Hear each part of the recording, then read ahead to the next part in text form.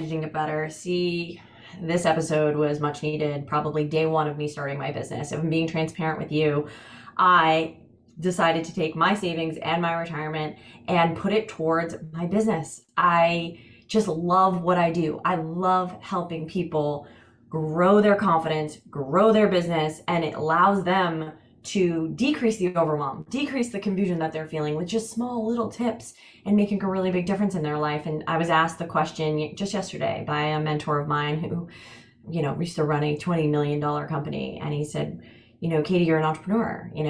How are you feeling about the debt that you have and the income that's coming in? And I said, you know what? I would do the debt all over again if it meant that the last 5 years got to be as fulfilling as they have been. I've been able to create my own schedule and be able to make my own hours and do work from wherever. And so what I thought would be really, really helpful for you is to understand the financial piece of starting a business without all the jargon. So I invited Jen Reid, money coach, who you just heard her on the last episode, as well as Katie Ferro. Katie is my bookkeeper, and I've also recommended her to other clients as well. So they're her she bookkeeps for all of us. And to really help you understand whether you're at the phase of thinking about starting a business and you want to know how much you should be saving and or kind of working full time and doing a side hustle to actually being in the business full time. So let's get right into the episode. Grab your notebook. You're going to want to take some notes on this one. It's a real great.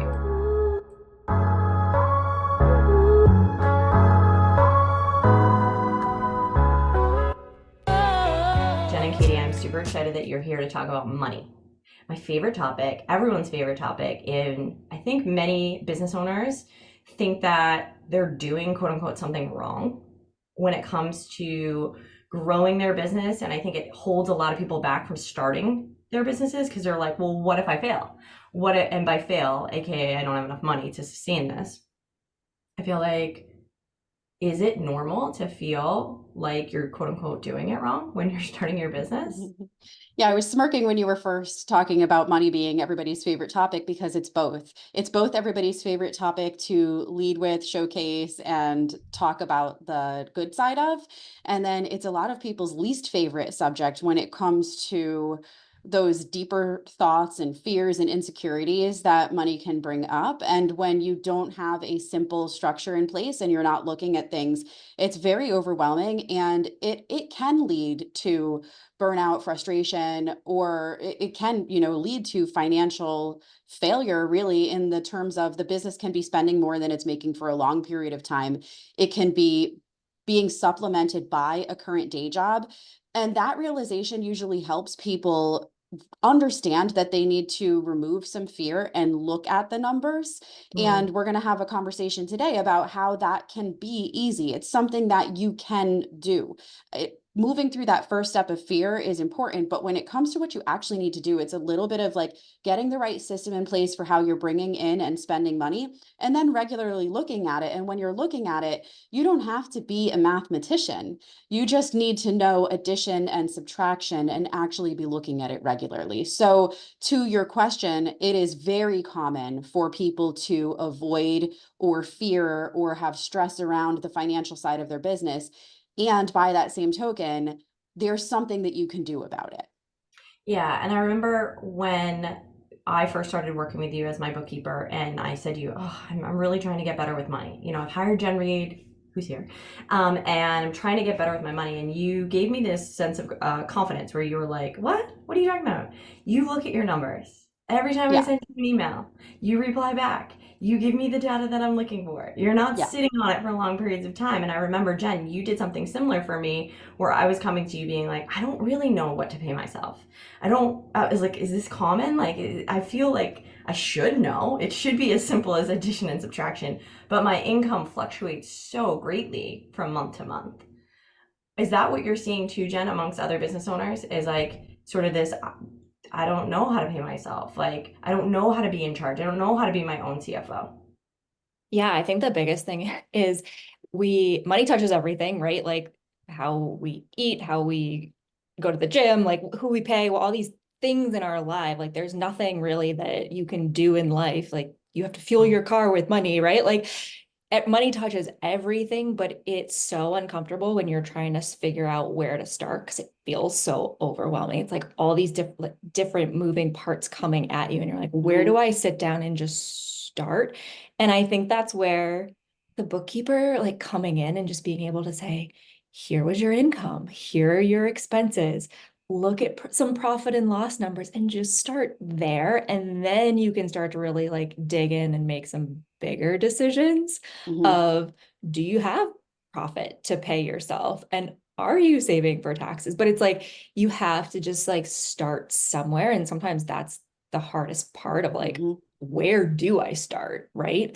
And I think bookkeepers in general, like, and like myself, it's like when you look at that, it feels easy for us, but to the average business owner, it's so overwhelming that it's easier just not to pay attention to it. Right. Well, Katie mentioned that. Emotionally. Yeah, Yeah. I was gonna say emotions, right? It's like, Emotionally avoiding might feel easier, but and I think that's the normal thing, is like I'm so overwhelmed. And your point about how much it goes in and out, at the volume and the speed at which money is coming in and out is very overwhelming. It is.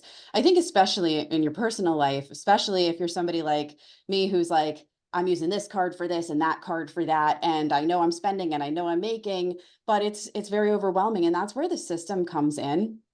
And I know it's not the point of this conversation about what that system is, but it's as simple as separating your business and your personal, and yeah, making sure that you're receiving payment in a way where you can get a grip on it, right? And that's why I'm a big proponent of things like auto pay on Stripe. Stripe is a good processor that breaks things out. It has fees and they're worth it because you're then able to systematize and streamline and see not only what money is coming in, but where it's coming in from, what fee you're paying, what you're kept with, and then your expenses should all go through the business. They should go through either the checking account or a business credit card that can be automatically linked up to bookkeeping software, whether you're doing it or you're having someone do it for you. And of course, I'm a big proponent in taking a step back and asking, like, what is the thing that's actually going to help you the most? And mm, it is having somebody help you and do it for you. But if that's not accessible today, there are still ways for you to get a grip on your money and the front end. How are you bringing it in and how are you spending it in an organized way that you can look back at is really important. And looking at the history of what did happen, so that I can both make peace with it or celebrate it, because I think 9.5 times out of 10, people are doing better than they think they are. yeah, And so the time that it takes to stall and spiral is actually greater and heavier than the time that it takes to say, okay, we're gonna face this fear. We're gonna open the closet and we're gonna see that there's no monster in there. And then we're right. gonna be able to sleep tonight, you know? Speak. To Mhm. condense the speed that it takes. You know, you spend a lot of time worrying about this. And when you have the picture, you can stop spiraling and look at the facts and then move forward from there. Well, and I think speaking of monsters under the in the closet, I feel like when I first started my business, I wasn't sure if it was going to take off, right? So I was like, you know what? I'm not going to spend money on a bookkeeper. I'm not going to separate my personal from business. It felt scarier at that time to open up a business checking account and move a little bit of money over there. The moment I did it, I swear, and I say this to every Hmm. client, the floodgates opened. Yep. It was like the universe was like, "Hey, great. There's a place to put all the money now." And Hmm. like, and this was during COVID too, so that was pretty incredible. And I feel like, Jen, I want to go over to you for a second in terms of knowing your monthly income and expenses. So you had suggested, having a good bookkeeper and making sure that you categorize your expenses. Walk me through when someone like a business owner has income coming in and out, and we pretty much know our fixed expenses, but we don't necessarily know what our income is. Um, how do you like prepare yourself solo, but then also how do you prepare yourself when you're working with a bookkeeper? Because I'm sure there's a ton of questions that are being asked and whatnot. What would you recommend?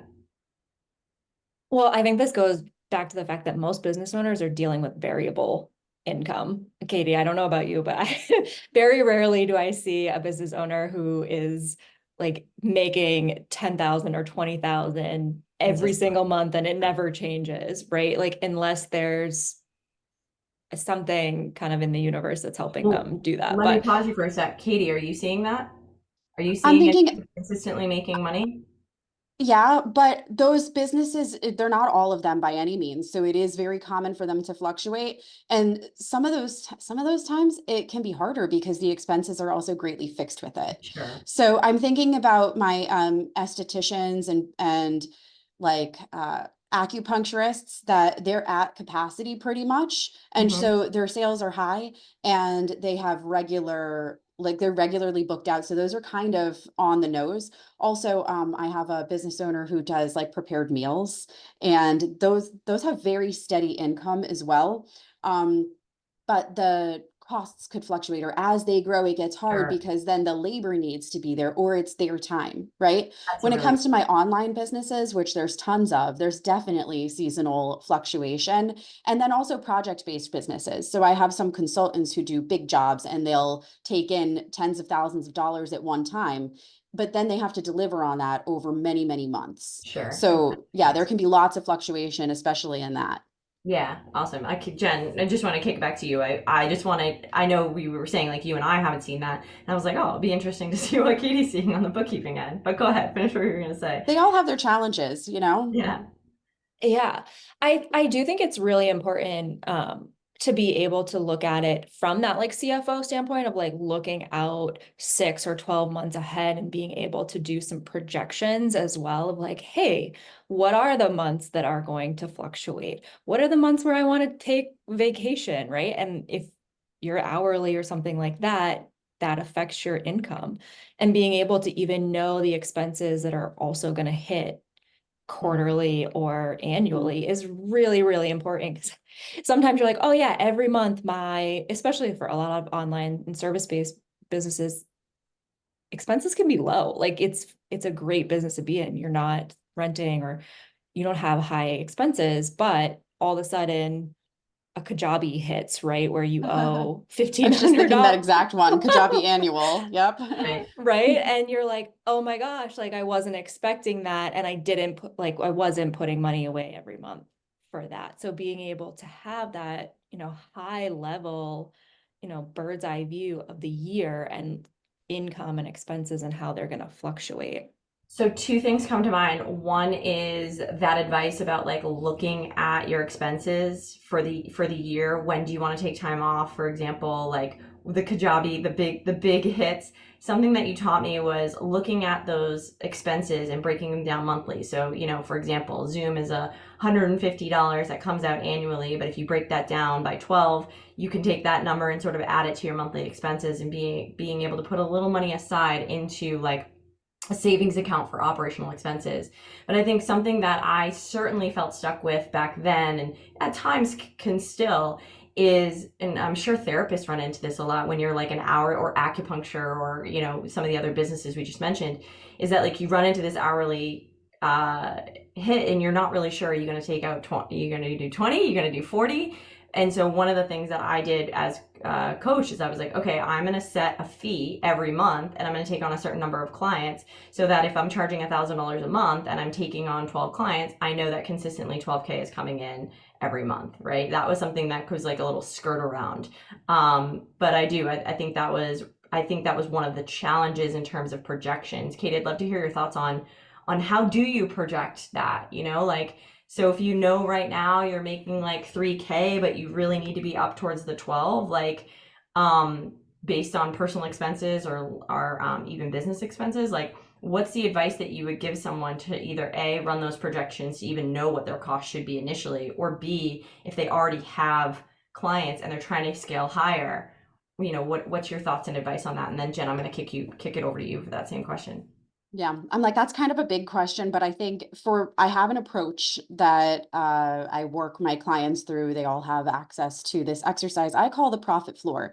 It's basically a reversed business plan, not Mm-hmm. just a business plan set out from an idea, but based off of what's actually happening. And for me, I like to look at the worst case scenario and be prepared for that so that everything is up. I don't know, you would probably be able to dive into the personality issues that might be at play there, but it gives me peace to know I can handle the worst case scenario. So that's why I do the profit floor. The idea is you will profit in your worst case scenario, and everything that you do above that is excess, but you just need to make sure that every engagement or product or whatever it is that you take on after that is profitable. And then it's all good. And I reverse into that based off of what you spend, just like Jen, she skimmed over it in the beginning, or like just mentioned it. It's a deep topic on like, what do you actually need to make to support your life with post-tax, post-profit dollars. And so it works into like, what do you spend? Let's look at the last 3 months. What do you spend in your personal life? We've done this exercise, you know, that. Then I take it forward. And just like you're saying, I look at what is your lowest point of sales in the last 12 months. We're going to project based off of that. And we're going to then look at your expenses for that. You're fixed. We break it down monthly, like you're saying. And then we budget for the variables, like based off of real stuff. So this is more helpful when you've been in business for a while and you can look at what you're actually doing and then build like a profit floor. We need to maintain this many clients. We need to look at these expenses, and we need to be mindful if we're going to be taking on any additional expenses, have we saved for them, or are we like very, very certain that we're going to be able to get the income in based off of it? Like if you're hosting a retreat and you know the house is going to be $3,000, but you've got people in your DMs saying they're ready to pay the price that they have for the retreat, then you would put up the money knowing that you're going to get those sales and those types of things, right? So I would say look at the worst case scenario and figure out then what your lowest sales need to be in order for that to work, and focus on the sales element of it too.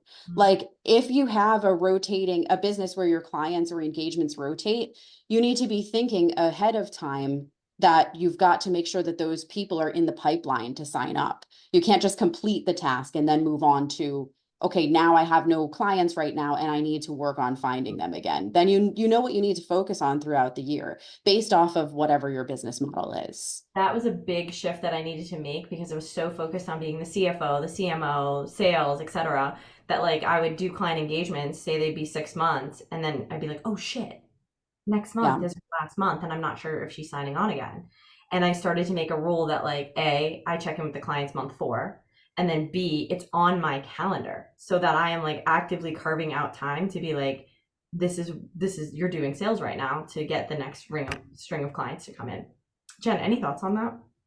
From what I feel like you hit on a very similar points that I go through with my clients as well. It's like reverse engineering of like, what do you think is coming in? What do you think you're spending? And then going back through and figuring out the actual numbers. And Katie, you said it, it's the dirty word, it's budgeting, right? Like nobody wants to hear like, I hate them too. they have to be on a budget. The bookkeeper hates him too. I do. Coach. But don't tell me how to spend my money. Yeah, Right. you gotta figure out. And I think the data that the bookkeepers are like giving are exactly that. It's the ability to make conscious spending decisions for your business so that you can pay yourself and you can have profit and there is savings and there's money to invest and all these things. And I think that's the biggest thing that a lot of people I see just in general is they're so reactive instead of being proactive about that. They're not really looking at, you know, what are the decisions I need to be making? They just decide to make a purchase. And I mean, I've gotten trapped into it, right? Like you get on a call with a business coach and they're like, hey, it's 30 grand and we're going to change your life. And you're like, all right, let's go. And then you go back and you're like, shit, I'm going to have to like make some adjustments. Right. Yeah. And so this process that I have came from kind of piecemealing a few of those different things and working with clients and seeing that this was still kind of an issue. And it was also something created, it must have been like 22 or 23 in 2022 or 23, where the shift went from making best case scenario budgets and goals. And like that kind of, not that I don't believe in manifesting, because I definitely do, but you don't want to just like plan on the best case scenario. You want to, and I use this phrase a lot. I use it like with the bookkeepers or coach. I use it with myself. It's plan in pessimism, act in optimism. So you're going for that big goal. And that's why I love like the profit floor of we're good here at the worst case scenario and we're climbing towards the best case scenario. But we want to build a business that doesn't fall if we don't achieve our $1 million goals. right? We want $1 million business that doesn't take $1 million risk, and that can be done. And so instead of making goals and planning on the best case scenario and then finding yourself like, uh-oh, it's the opposite. And have you guys seen This Is Us? Yes. Okay. Yes. So do you remember the game that Beth and Randall would play, worst case scenario? Oh yeah. It's so funny because I literally alchemize everything with worst case scenario. I do it in my personal life and my business. And so like if I make a big scary investment, I do it with money I've got in the bank. And I'm gambling. I'm betting on black right now. I'm like sitting at the casino and I'm hoping for it. But I know that the worst case scenario is I lose and I'm out 30 grand, but I can still pay my bills. We're going to be okay if that happens. And it'll be worth the chance. And I'm going to show up for that investment. That's the way that I make investments. I definitely make big investments, but I'm okay if they don't work. I don't need them to work. And I think that is really, really important too. I see a lot of people go to the casino, this made up casino with everything they've got and bet on black. And then if they lose it, that's a problem, So we've I got did to that. be, I'm yeah, gonna own it. I we've But I got to totally be did think it. prepared for the worst case scenario. But Yeah. I think a lot of business owners are creatives, like they're not data driven Mhm, or like, and it is an impulsive personality too from an entrepreneur, right? mhm. Like you took this big risk, so taking risks with your money sometimes feels aligned, right? Like And you also do. a little addictive, if I'm honest. Like it's a little bit of like, oh, if I put it all on black and it hits, holy shit, what can this be? So there's like that pressure and chaos a little bit involved in it. But I didn't But mean to if interrupt you. Just I just think it feels so much better when like, because again, I don't tell my clients not to spend money. I know, Katie, you've asked me like for permission in the past, and I don't think I ever say no. I just say like, let's look at this, and then are you okay? Like, and when you are okay, you don't show up with the same kind of like desperate, fearful yes. energy associated with that risk. And so it's more likely to work. It's like, I know that I'm taking a risk, but it feels good. It feels aligned. I'll be okay if it doesn't work, but I'm going to show up for it, And then it just works a little bit better. Or again, it doesn't, but you move on to the next thing and you feel like I knew what I was doing when I did that. It was worth the risk. It didn't work out like I thought it would, but it's okay. And now we're going to try this thing instead, or we're going to try it again in a different way. Yeah, I feel like too, you mentioned manifestation and like how so many of us, and I'm going to speak for myself, have been sort of betting on going to the casino, the business casino, and betting on best case scenario Mhm. and using the tools of manifestation and seeing other coaches like Manifestation Babe and seeing what's possible, right? And I think I did a post recently on this is like, but we don't look at the fact that like her husband was also earning income at that time. like there's certain factors that they're not showing us, which is like there's likely other income coming in or there's money coming in to be able to support those goals. Not necessarily, but sometimes. And Jen, I want to go back. You were starting to say something too, where I was just like, oh my God, I totally agree with this. Is like I just feel like there's manifestation and creativity and the risks that we want to take as entrepreneurs, while also there's the practical, like you have to make sure that you have enough money so that you don't fuck yourself. Because that's what happened to me, and it's why I talk about it on the podcast. It's why I talk about it so openly on Instagram, is because I don't want anyone to make the mistake and be in the financial situation that I'm currently in because I was betting on black without actually being like, oh shit, I need to actually prepare for the months when income drops to 2 grand and when it was just at 30. Jen, what are your thoughts on that? Yeah, I think there's so much value in setting aside money for emergencies and low income months and time that you want to take vacation or as a business owner, maternity leave, right? Like, Mhm. those are things that you're not getting the same benefits that you are getting when you're in corporate, right? So, and I will say like I've been in a place where like I like security personally for my own financial. So like I had a bucket of money before I even started my business where I was like, if I want to make a decision, if shit goes south, like I've got this emergency fund here. But there are people that aren't going to have that, and you're going to have to work really hard to build that up and make conscious spending decisions around what you're purchasing in your business and how you're paying yourself, and even looking at your own personal financial budget, right? Like being able to say like, yeah, like this is what I need to live and to live comfortably, but here's where I'm willing to make sacrifices so that I can grow my business a little bit, and make those decisions. I It's helpful. It does create a piece of certainty and like alleviating that stress, like that weight on your shoulders of like, I gotta hustle.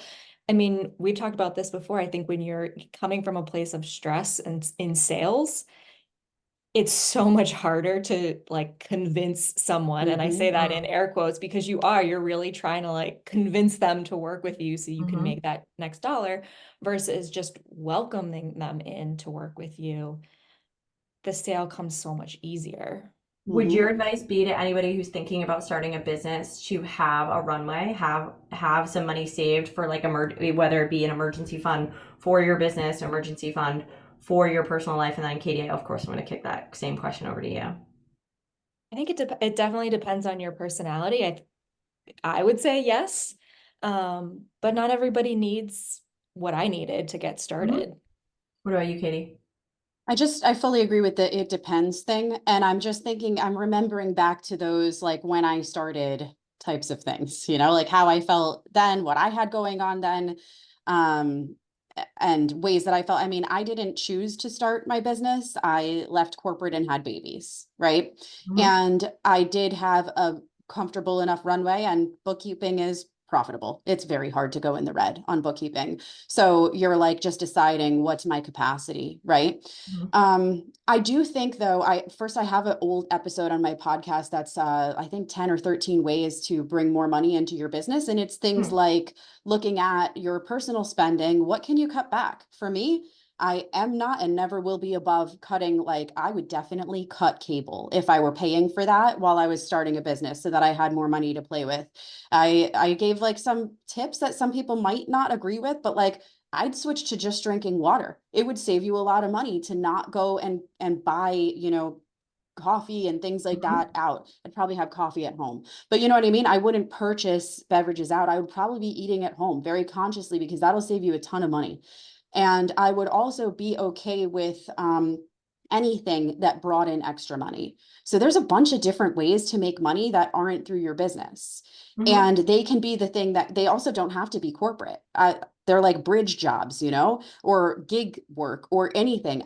I didn't need to, but I would. And I think that would be the thing that I did before I went back to corporate or said no to starting a business. I think I would supplement my income if I needed to in a billion different ways. There's so many different ways. If I didn't have kids, I would probably be doing Instacart. If I did have kids, I would be looking for like anything online and virtual or things that I could maybe take my kids to. I think that part is important too, because I think people think it has to be all or nothing, and it doesn't. You can run a business while working your day job, and you can run a business while doing something for someone else. Yeah, absolutely. You bring up a really good point, and I would love for you to I'll send you an email afterwards to grab the link to that podcast so that we can link it in the show notes. So if anyone wants to listen to that episode. So a final question, to both of you, but I'll start with Jen. Jen, you had sent Katie and I kind of 7 rules, if you would, to follow. I have them here if you don't have them pulled up, but I wondered if you wanted to run through them. And then Katie, Jen, add whatever color you want to it. And then Katie, I'm going to kick it to you so you can offer your kind of final thoughts and feedback, and definitely have you guys on for part 2 so we can see what the listener questions were and make sure that people feel like they got a lot out of this episode. So Jen, kick us off. What are these 7 rules business owners should live by? Yeah, I think number one, you have to be the CFO. No matter who you hire, you have to be in the numbers with them, understanding everything. Number 2, know your expenses. 3, figure out that number that you need to pay yourself. Number 4, save taxes. I emphasize this because I've seen so many business owners forget to put aside that 25 to 30%, and it has drowned them. 5, Schitt's Creek kind of a write-off is not free money. Go find that meme because it's funny. 6, we didn't talk about it today, was setting up retirement accounts. Like the business is here to support you now and give you freedom and flexibility, but if you don't want to do the business forever and want to have an out option, setting up investment accounts is a great way to do that. And 7 is really have that emergency fund for your business so you have some choices and options and flexibility. Yeah, I one little thing I want to add there, and you talked about the saving for taxes, is a lot of people also don't charge and calculate the taxes. Meaning, I'll have a client come to me and say, "Yeah, you know what? I'm gonna charge $100 for that service," and I'm like, "Great, so you're gonna take home 70?" And they're like, "What?" And I'm like, "Yeah, 30%.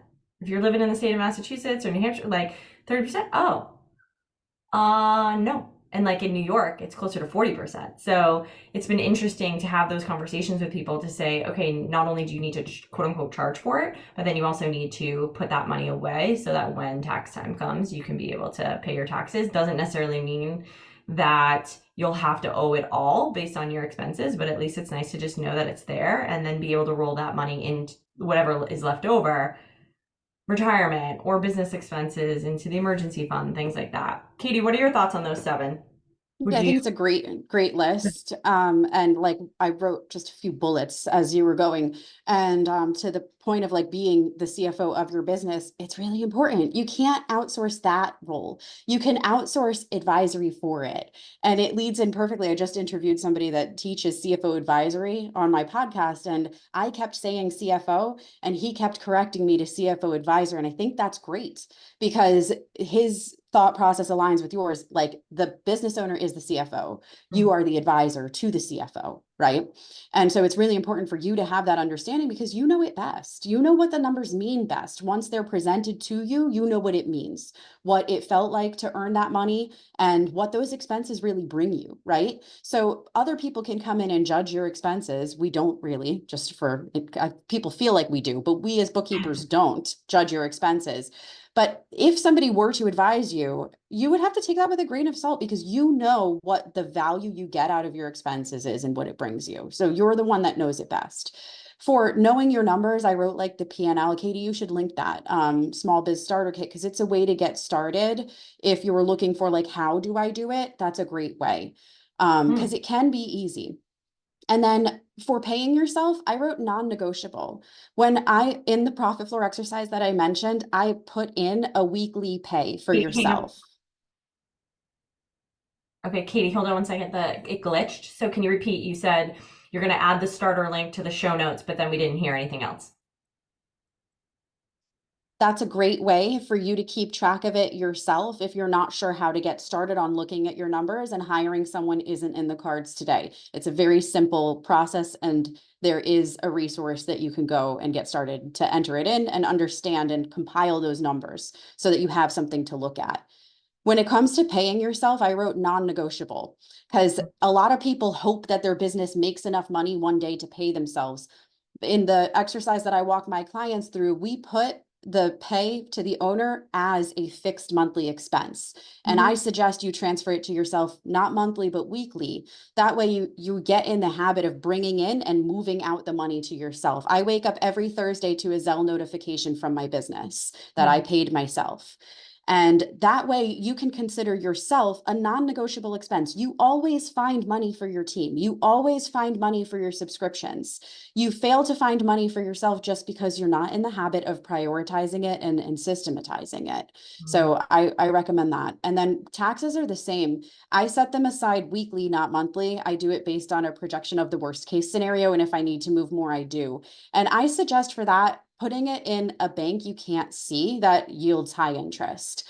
Mine is Barclay. There's a million. You can do your own research on banks. I'm slow to recommend banks these days, but just putting it somewhere that's not your operating so that you're not seeing it is really helpful. That way you're not considering it spendable money. It's out of sight, out of mind, and being moved. And just retirement accounts, it's so huge and you don't need a lot of money to get started. For me, I set aside I started with a small monthly amount also. So every first of the month, it's moving out. And I think just go in the way you intend to grow and use the numbers that you have today. So that can be $50 a month for right now. And you'll get in the habit of doing that. And then you can increase that as your profit increases. And the emergency fund is kind of the same thing. Just move it somewhere where you can't see it so that you're not considering it spendable money, but you have access to it if you need it. That would be my recommendation on that. Because a lot of people will put them in the same account. And then as the bookkeeper that codes the transfers, I see a lot of people just transferring back and forth all of the time. And that's really not the idea. It's it really should be like isolated to emergencies, right? So get it out of where you can see it regularly. And for me, it's always been a real discipline of putting it away and like it's not mine anymore. Just the thought process of it's not mine. I'm moving it here. I technically can access it, but I'm not going to, so that I work on that muscle of not using it unless you really need it. Yeah, absolutely. Jen, any final thoughts before we wrap? And then Katie, I'll kick it back over to you for final thoughts and we'll close it out. No, I think I'm just gonna play off money is so simple. It really is like addition, subtraction, multiplication, maybe at the most. And I think most people think it's like calculus and trigonometry, right? And it's like things we learned in second and third grade that are going to help support you here. Yeah. And it's going to be fine. Yeah. And for those of you who are listening who some emotion might be playing into it, reach out to Jen, reach out to Katie, have those initial conversations, inquire about hiring them. There are minimal fees for the large advantage that you are going to have when you're setting yourself up financially to a place where you just feel at ease and stress less. Katie, any final thoughts before we close out? Mostly just the empowerment of like, yes, it can be simple and you are capable of it. You are. And your feelings around like the fear are very normal and valid, but you don't have to stay there forever. You can move through it and you're fully capable of it. Absolutely. Thanks everybody for coming on. I really appreciate it. You guys tune into the show notes for links to work with both Jen and Katie and the podcast, and the link that Katie mentioned around getting started when it comes to bookkeeping. And we'll see you in the next episode in Health and Happiness.